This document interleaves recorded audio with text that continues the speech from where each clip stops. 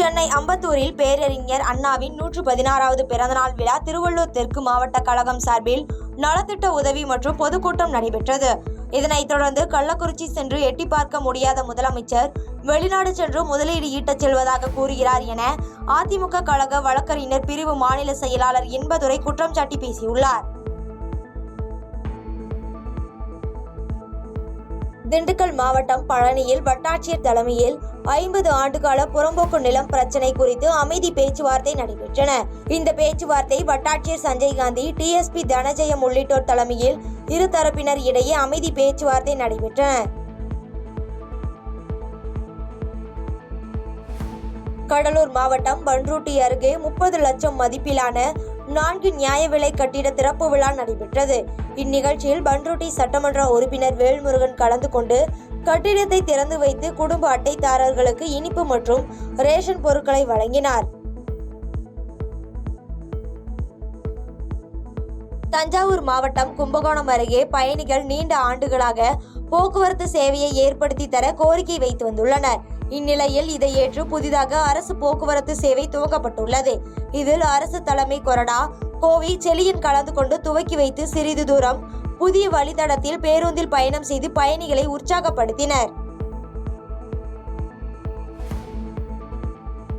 மதுரை மாவட்டம் கள்ளிக்குடி அருகே திருமால் கிராமத்தில் 12 ஏக்கர் நிலப்பரப்பில் கல்குவாரி அமைக்க ஏற்பாடுகள் நடைபெற்று வருகிறது.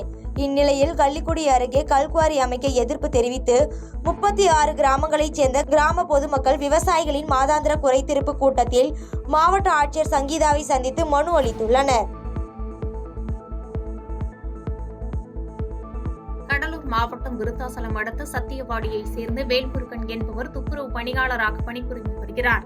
இந்நிலையில் திமுக ஊராட்சி மன்ற தலைவர் தன்னை பணியிடம் நீக்கம் செய்து கடிதம் அனுப்பியதாக அவரும் அவரது மனைவியும் ஊராட்சி ஒன்றிய அலுவலகம் முன்பு தீக்குளிக்க முயன்ற சம்பவம் பரபரப்பை ஏற்படுத்தியது.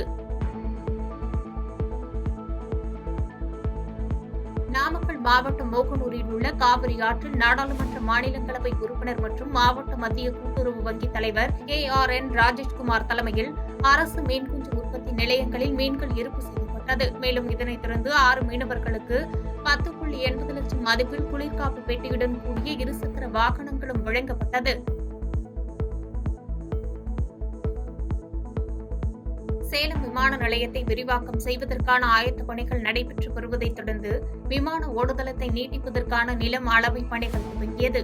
இந்நிலையில் காமலாபுரம் பகுதியைச் சேர்ந்த விவசாயிகள் விரிவாக்கம் செய்வதற்கான தங்களது நிலத்திற்கு இழப்பீடு கொடுக்குமாறு கேட்டு வரும் நிலையில் அதே நேரம் சிக்கனப்பட்டி பகுதியைச் சேர்ந்த விவசாயிகள் பெரும்பாலானோர் நில அளவீடு செய்வதற்கு எதிர்ப்பு தெரிவித்து வருகின்றனர். சேலம் பெரியார் பல்கலைக்கழகத்தில் பல்கலைக்கழக நிறுவன நாள் விழா மற்றும் முப்பெரும் விழா நடைபெற்றது. இந்நிகழ்ச்சியில் கலந்து கொண்டு பேசிய எழுத்தாளர் தாயப்பன், சாதி இழிவுகள் தொடரும் வரை பெரியாரின் தேவை தொடரும் என்றும் பெரியார் மட்டும்தான் உலகிலேயே சுயமரியாதைக்கு இயக்கம் கண்டது என்றும் கூறினார். அதனைத் தொடர்ந்து நிகழ்ச்சியில் அண்ணா கலைஞர் குறித்தும் பேசப்பட்டது. நாமக்கல் மாவட்டம் திருச்செங்கோடு அருகே தமிழ்நாடு மாநில ஊரக வாழ்வாதார இயக்கத்தின் சார்பில் மாவட்ட ஆட்சித்தலைவர் உமா தலைமையில் கல்லூரி சந்தை விழா நடைபெற்றது. மேலும் முன்னதாக மாவட்ட ஆட்சியர் உமா கல்லூரியில் பெண் குழந்தைகளை காப்போம், பெண் குழந்தைகளுக்கு கற்பிப்போம் என்ற விழிப்புணர்வு குறித்த வாகனத்தை கொடியசைத்து தொடங்கி வைத்தார்.